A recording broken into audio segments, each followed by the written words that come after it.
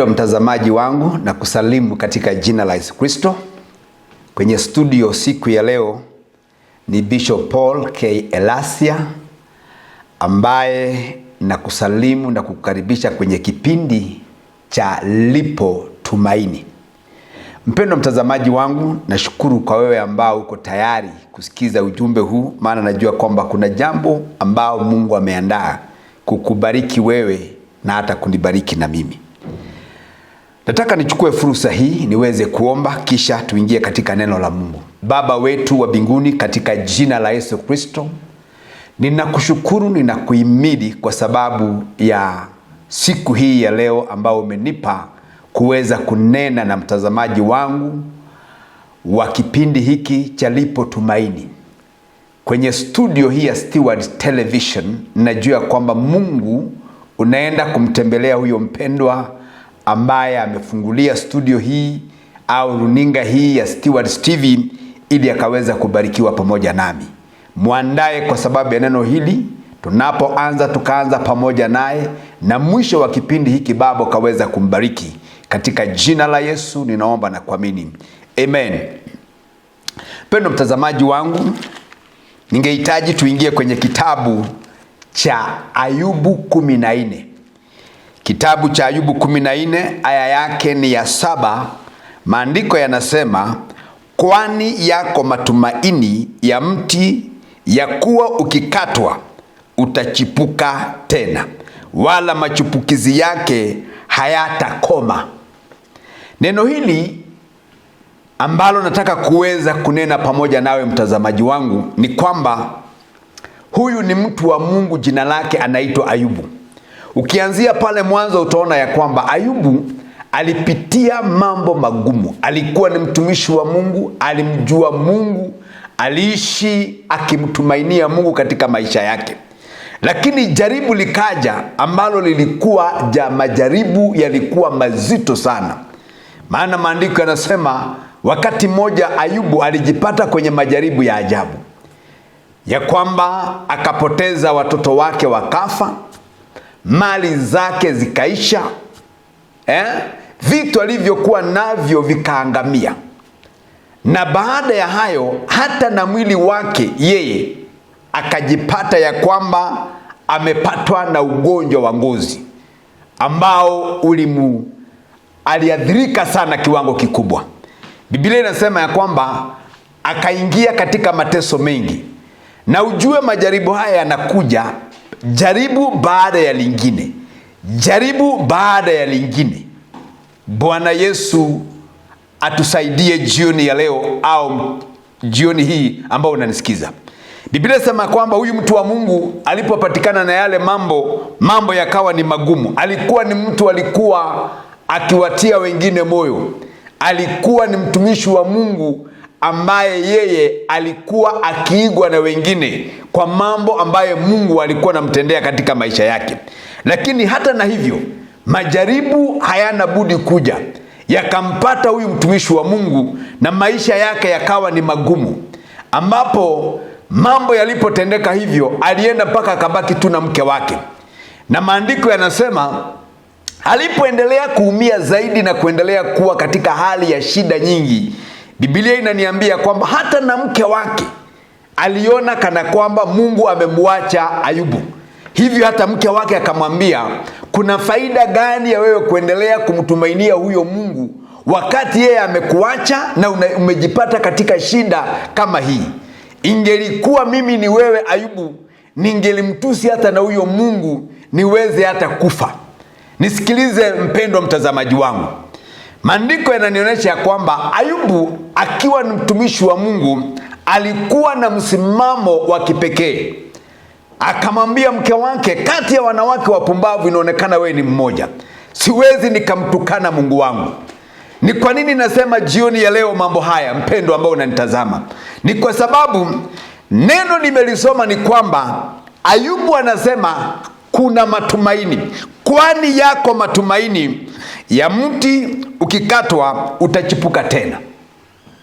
Huyu mpendwa alikuwa na matumaini makubwa licha ya magonjwa, licha ya shida aliyoipitia. alisimama kama mtu aliyemjua Mungu. Majaribu yalikuwa ni mengi.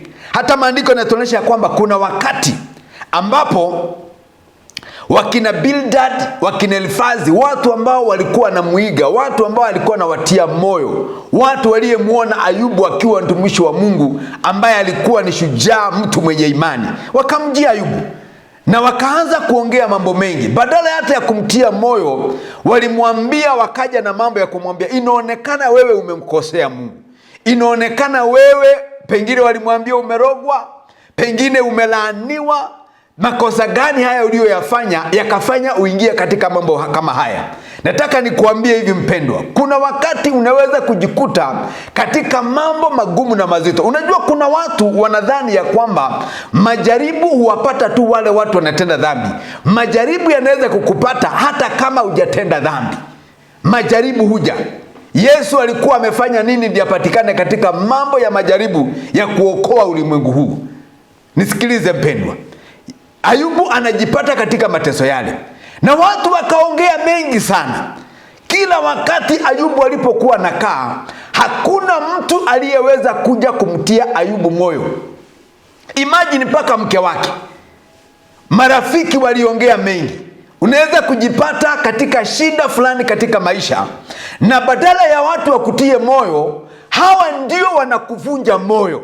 Hawa ndio wanaeneza mambo ya kukuvunja moyo, mambo ya kukugashifu, mambo ya kukuongelea, mambo ya kukuharibia jina, mambo ya kukufunua uchi na mambo mengine mazito katika hali unaweza kuwa unapitia, pengine katika ugonjwa, pengine katika hali ya maisha ya ndoa yako, pengine mambo ya nyumba yako. Unakuta ya kwamba hakuna mtu anaweza kuja kusimama na wewe kukutia moyo. Shukuru Mungu mpendwa, wewe ambao unanitazama kwenye runinga hii, ya kwamba unaweza kuwa una watu ambao wanaweza kuwa wanakutia moyo, wanakurekebisha, wanakuambia mpendwa, jitie moyo, mambo haya ni ya kupita, mambo haya hayataishi. Lakini bado wewe unazidi kujitia nguvu na kuona ya kwamba wewe huwezi kuambiwa. Nashukuru Mungu kwa sababu licha huyu mpendwa alikuwa hana mtu wa kumtia moyo Ayubu, lakini yeye alisimama. Na maandiko yanaonyesha ya kwamba Ayubu alikuwa na matumaini ndani yake. Ndiposa kwenye kipindi hichi cha Tumaini Lipo, Ayubu alijua ya kwamba hatimaye, kama vile anavyosema ya kwamba, alisema ya kwamba hatimaye ninajua mtetezi wangu yuko hai, na mwisho wake atakuja na atasimama pamoja nami. Jina la Bwana litukuzwe. Naongea na mtu ambaye amekosa kuwa na matumaini kwa mambo ambayo unapitia. Tumaini limeisha la wokovu. Tumaini limekwisha la maombi. Tumaini limeisha la mambo mengi makubwa ulikuwa ukifanya kwa ajili ya Mungu. Kuna mambo ambayo ulikuwa ukiyatenda, lakini mpendwa, wakati kama huu ambao ninena na wewe, uliinua mikono na ukasema kama ni mbaya, wacha ikuwe ni mbaya. Pengine hata ule wimbo wa Rose Muhando umekusaidia, ati kama ni mbaya, wacha ikuwe mbaya. Mpendwa, kuna mahali unaweza sema kama ni mbaya, wacha ikuwe mbaya, kumbe ndio kukwisha kwako, ndio kuanguka kwako, ndio kurudi nyuma kwako. Ninanena na wewe jioni ya leo ya kwamba Mungu na akusaidie uwe na tumaini kama hili la mpendwa ambaye anaitwa ni Ayubu. Kipindi hiki kinasema lipo tumaini. Lipo tumaini. Huyu mpendwa alisimama, na aliposimama, maandiko yananionyesha ya kwamba inanionyesha ya kwamba huyu mpendwa baada ya kusimama, Mungu hakuweza kumwaibisha. Kuna matumaini mpendwa. Maandiko yanasema, kwani yako matumaini ya mti ya kuwa ukikatwa utachipuka tena, wala machipukizi yake hayatakoma. Ijapo kuwa mizizi yake huchakaa mchangani, na shina lake kufa katika udongo. Wakati mwingine mpendwa, huyu Ayubu alipokuwa amekaa, alionekana ya kwamba yeye amechakaa, maana mwili ulipooza, ulikuwa na vinonda. Alipokuwa nakaa, watu wakimwangalia Ayubu hawakuona mtu wa kuishi tena, Hawakuona mtu ambaye alikuwa angeweza kuonekana mtu tena, maana watoto walikwisha, mali yakaisha, akawa mgonjwa. Hivyo walitarajia huyu mpendwa akufe. Kuna watu wazia watu mawazo mabaya. Kuna watu wanaweza kukupangia mambo mabaya. Kuna watu ambao mipango yao juu ya maisha yako hawakutaki uweze kusonga mbele. Wakina Bildad, wakina Elifazi ambao wangeweza kuenda kumuombea na nini, waliona ya kwamba huyu mtu inaonekana maisha yake ni mabaya. Naongea na mtu mpendwa ambaye kila wakati unavunjwa moyo na watu wa karibu. Unafikiria ni watu wanaweza kukutia moyo, lakini wanakuvunja moyo. Unaweza vunjwa moyo na mke wako, unaweza vunjwa moyo na watoto wako, unaweza vunjwa na mume wako moyo, marafiki wakuvunje moyo. Mpendwa, nataka niseme hivi, licha haya mambo yote maandiko yananiambia, huyu mpendwa Ayubu anasema kwani kungali kuna matumaini. Alikuwa angali ana matumaini. Hakufa moyo, alisimama katika jina la Yesu Kristo. Naongea na wewe dada yangu, naongea na wewe ndugu yangu ambao unanisikiza au unanitazama kwenye runinga hii, ya kwamba kuna matumaini mpendwa, usije ukafa moyo. Maandiko yananiambia kwamba licha ya kuonekana umerudi chini sana, unaonekana umedidimia, nina habari njema kwako, na Mungu akuinue tena katika jina la Yesu Kristo. Na Mungu na ainue familia yako. Pengine kuna mambo unapitia mpendwa, hakuna mtu anayekusaidia. Pengine ni magonjwa yamefanya vitu kwa boma vimekwisha. Umeenda hospitali kiwango cha kuona ya kwamba ni afadhali ungelikufa. Sikiliza mpendwa, siku moja nilitembea hospitali nikiombea wagonjwa. Na nilipokuwa nikiombea watu wagonjwa, ndugu moja kwenye wodi akaniita. Unajua Kenya aliniambia? Alinieleza, mtumishi wa Mungu, mimi naona unaombea watu kabisa, lakini mimi hapa nimeishi hospitali karibu mwaka mzima. Watu wangu waliniwacha, marafiki waliniwacha, hakuna mtu huwa anakuja kunitazama. Ninakuomba tu kwa hisani yako, wewe mtumishi wa Mungu, mimi nimefika mwisho. Nataka tu niombee nikufe nilale salama. Imagine mpendwa kama huyo alikuwa hana matumaini tena ya kuishi, maana aliona hakuna mtu wa kusimama na yeye. Nikamwambia, mpendwa, kuna matumaini. Mungu aliyekuweka mwaka huo mzima mahali hapa alijua siku ya leo tutakutana nawe na tunaenda kuomba pamoja nawe. Waliodhani utakufa wajue kuna Mungu anaye mawazo mazuri juu ya maisha yako. Tukaomba pamoja na yeye. Mpendwa, niliporudi siku nyingine na nyingine, nikampata yule mpendwa, afya imeanza kurudi, na baadaye Mungu alimtoa kule kwenye hospitali na akarejea nyumbani. Waliodhani ya kwamba atakufa wakaona Mungu amefanya mambo makubwa. Nataka niseme kuna matumaini ya kupona. Kuna matumaini ya Mungu kukuinua tena. Kuna matumaini mchungaji ya Mungu kuinua hiyo huduma yako tena. Wakati mwingine mpendwa, unaweza kuwa na kanisa la mambo ya visirani, mambo miinuko, unakosa matumaini, maana mahali pale unaona kana kwamba Mungu hakukuita kwa sababu ya yale mambo unayapitia. Nina habari njema kwako mtumishi wa Bwana. Lipo tumaini, hata kama mtu kikatwa, hata kama washirika hao wanaweza kuendelea kudidimia na kutoka, kuna matumaini. Kanisa lina Mungu. Nisikize vizuri sana, nyumba hiyo unaohudumu mtumishi wa Bwana ni ya Mungu, na alikuita na makusudi. Wanaweza kukuacha, wanaweza kutokukuheshimu, wanaweza kosa kusimama na wewe, lakini nisikilize, Mungu aliyemsaidia Ayubu na akamuinua tena, jioni ya leo ninanena pamoja nawe na kuinue katika jina la Yesu Kristo, na kutembelee katika jina la Yesu Kristo, kwani yako matumaini. Maandiko yanasema kwamba kuna wakati mwingine mpendo, unaweza pitia mambo mazito, watu wakaona umekwisha, umeisha, wewe si wa kuinuka tena, umekata tamaa hata ya kuhubiri, unaona kana kwamba utawachana na kuhubiri. Kuna mambo unayopitia, umeanza kuinua mikono, unaona hata utawacha kanisa. Wewe ni muombezi, umekata tamaa. Wewe ni mwimbaji pale kanisani, umekata tamaa. Kuna mambo unayopitia mama katika ndoa yako, umekata tamaa. Unaona kana kwamba hakuna matumaini tena katika hii ndoa. Neno la Bwana linakuja kwako. Kungali kuna matumaini. There is hope. Kuna matumaini. Maandiko yanasema ya kwamba hata kama mti ukikatwa. Unajua wakati mwingine mpendwa, unaweza pitia mambo, hata ukijaribu kuambiwa jambo lolote, kuna kauli umekata la kuona kana kwamba Mungu ni muongo. Biblia inasema kwamba Mungu si mwanadamu akanena uongo. Yake ni ndio na amina. Akisema atatenda, anatenda. Na nena na wewe, ni lipi hilo ambalo limekufanya mpendwa ukakosa matumaini, ukakosa kuwa na nguvu, ukakosa kuwa mtu wa kusonga mbele? Pengine niyo biashara yako mpendwa, unaona imedidimia. Ulianza vizuri, imerudi. Kuna mambo yanakusukuma, mawazo yako ni tofauti, kilio ya kila siku. Neno la Bwana linakuja kwako. Kungali kuna matumaini. Tumaini lipo la kusimamisha ndoa yako. Tumaini lipo la kusimamisha wokovu wako tena. Tumaini lipo la kusimamisha hilo kanisa tena. Tumaini lipo la kusaidia watoto wako tena. Usikate tamaa. Usirudi nyuma mpendwa. Kuna Mungu.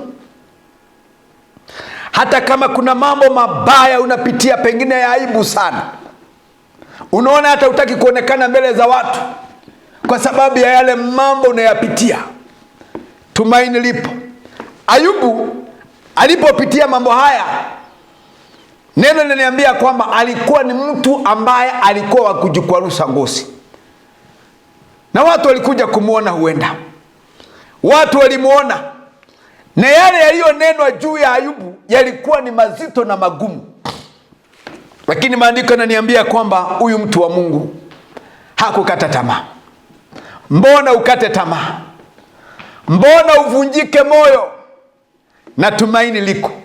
Maandiko yanasema, Ayubu anasema, kwani hata mtu kikatwa kuna matumaini ya kuchipuka tena. Na maandiko yanasema machipukizi yake hayatakoma. Kenye Mungu anaenda kufanya baada ya haya mambo ambayo unaona unapitia ni mambo makubwa ya ushuhuda utakaompa Mungu tukufu. Jina la Bwana litukuzwe. Na nena na wewe jioni ya leo mpendwa, wewe ambao unakaa chini, unawazua, umekosa matumaini kwa jambo fulani, hauna matumaini tena, umevunjika moyo kabisa. Hata wakikwambia jambo haishikiki, hata usikii, hauridhiki. Nisikilize wewe unayenitazama, kuna tumaini. Kuna tumaini. Mungu aliyemsaidia Ayubu, maandiko yanasema ni yeye yule jana, leo na hata milele. Aweza kukusaidia, aweza kukuinua tena,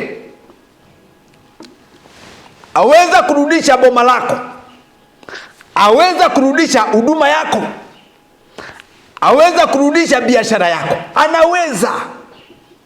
He can. Is God who is able. He can restore everything that you need from him. My dear brother, my dear sister, doesn't matter. Haijalishi ni wapi unaopitia. Nimekuja kwenye studio hii kukutia moyo.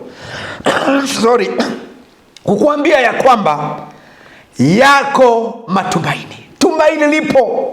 Hata kama mtu umekata, utachipuka tena. Biblia inasema ya kwamba, mstari wa 9 inasema, lakini kwa harufu ya maji utachipuka tena, na kutoa matawi kama miche. Yale Mungu anaenda kukufanyia wewe ni mambo makuu na makubwa. Katika mambo hayo unayoyapitia, Mungu anaenda kukuinua mara tena, anaenda kufanya mambo ya ajabu, maana tumaini lipo. Ayubu alibaki peke yake. Heri wewe mpendwa, kuna mtu anaweza kukutembelea kutie moyo. Kuna mtu unasikiza neno la Mungu, unasikia kwenye runinga kama hii, unaweza sikia kanisani, unaweza sikia mahubiri yakihubiriwa kwenye radio, unaweza sikia kwenye crusade, ukitiwa moyo. Na jambo moja nataka nikwambie ni hili mpendwa, kama kuna shida ni yule mtu ujitenga na anakaa peke yake. Mpendwa, hawezi kujisaidia. Likaribie neno la Mungu likutie moyo. Wewe ambao umevunjika moyo, hata kanisani hauendi, nenda katika nyumba ya Bwana. Hapo ndipo kuna suluhisho ya mambo unayoyapitia. Mkaribie Mungu, kaa kwa mapenzi ya Mungu. Lakini unapojitenga, hapo ndipo shetani anapata nafasi ya kukuletea mambo ya kutafakari, mambo yasiyofaa. Hii dunia ina mambo mengi. Hii dunia ina vikwazo. Hii dunia ina majaribu mengi. Hii dunia ina mambo mazito. Lakini nataka nikuambie mpendwa, ili uweze kuyashinda unayoyaona, ni kupitia neno la Mungu lililo na uhai na uzima. Maana hapo ndipo kuna tumaini. Ayubu alimtumainia Mungu, hakufa moyo licha ya kupoteza kila kitu. Wewe ni nini unapoteza? Ni nini hilo linakufanya usilale wala usikule? Unawaza, unawazua, unafikiria heli ungelikufa. Mpendwa, kuna matumaini. Kuna mambo napitia, pengine ni magonjwa kwa watoto, pengine ni ugonjwa kwa mume wako, pengine ni ugonjwa kwa mke wako, kiasi unafika mahali unasikia hakuna kwenda mbele tena. May I encourage you and give you encouragement in the name of the Lord, ya kwamba bado kuna matumaini. Kuna tumaini. Nyumba hiyo inaweza ikasimama tena, huyo mgonjwa akapona katika jina la Yesu Kristo. Umehangaika na yeye, kuna vitu ambavyo unaweza kuwa unapitia vizito, lakini kuna tumaini katika Bwana. Jina la Bwana litukuzwe.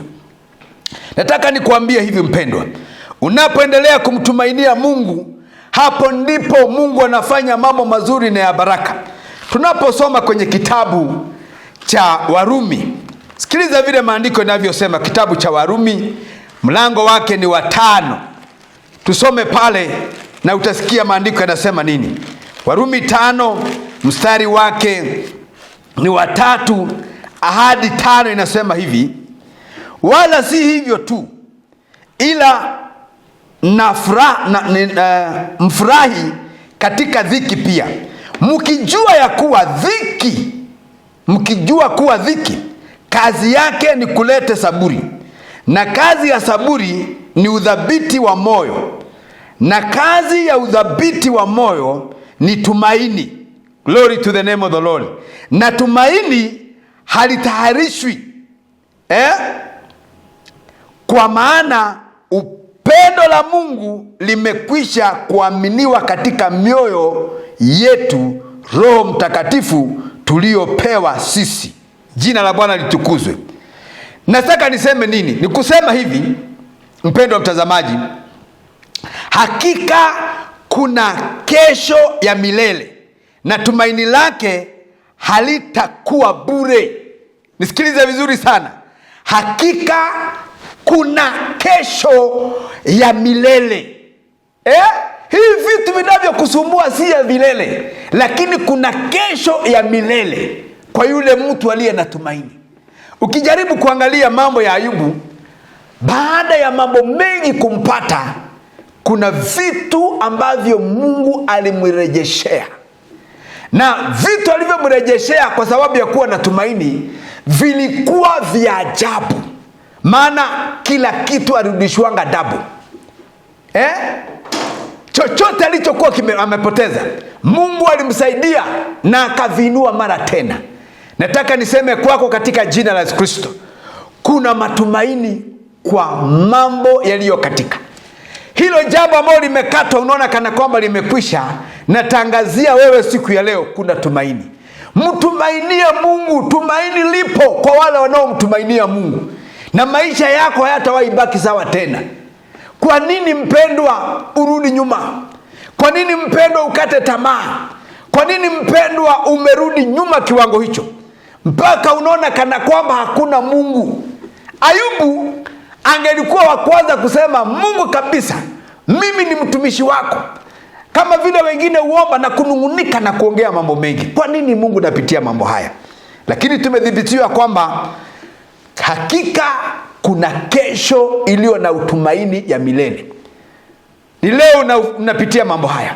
Ni leo unakuta mambo haya yamekuwa mazito kwako. Lakini nisikilize, kuna tumaini katika Bwana. Pendo mtazamaji wangu, najua ya kwamba Mungu amekusaidia. Na jioni ya leo nataka niombe pamoja na wewe. Nikutie moyo ya kwamba liko tumaini kwa hayo mambo unayoyapitia. Wacha kukata tamaa. Wacha kuongea mambo mengi. Hivyo ndivyo unaendelea kupotoka kwa sababu ya kuongea mengi. Lakini ukirudi katika Bwana, kuna tumaini la umilele ambalo si la bure, litakutoa katika hiyo aibu na kumuona Mungu. Niombe pamoja nawe Mungu aweze kukusaidia na kukupa nguvu na matumaini. Baba wetu wa mbinguni, katika jina la Yesu, ninakushukuru kwa sababu ya mtazamaji wangu. Tazama, tumaini katika maisha yake halipo tena kwa sababu ya mambo mazito anayoyapitia, mpaka amekata tamaa. Majaribu yamekuwa mazito, yanachoma kama moto. Ameshindwa ni nani anaweza kumsaidia. Nimekuja kwenye studio hii, my Father, kutangaza tumaini ndani ya maisha yake. Tumaini katika hilo boma, tumaini kwa watoto wake Mfalme, tumaini kwa hiyo ndoa ikainuka tena, tumaini kwa biashara yake ikainuka tena, tumaini kwa huyo mgonjwa ambaye amemsumbua kwa muda mrefu akapona katika jina la Yesu. Tumaini kwa hao watoto waliopotoka kuokoka tena in the name of the Lord. Tumaini kwa hiyo biashara inainuliwa tena in the name of the Lord. Mimi najua Mungu na uwezo wa kumrejesha mpendwa huyu, kwa sababu wewe ni Mungu wa jana, leo na hata milele. Natangaza baraka kwako za tumaini katika jina la Yesu aliye Bwana na Mwokozi. Ninaomba kama vile nimekueleza, naitwa Bishop Paul K. Lasia na hudumu na kanisa naitwa Shiloh United Church of Christ, mahali panaitwa Cheramei au Jua Kali, katikati ya Eldoret na Tarbo kuna mahali panaitwa Cheramei. Na kukaribisha katika ibada zetu za Jumapili. Ukitembea pale, uliza tu kanisa la Shiloh na tunaweza kubarikiwa pamoja nawe. Huenda ungependa kunipigia simu, nikupe nambari yangu ni 0724994329, 0724994329. Ahadi kipindi kingine kijapo, na kutakia wakati mzuri ulio na tumaini la Bwana, nikisema shalom, shalom, shalom.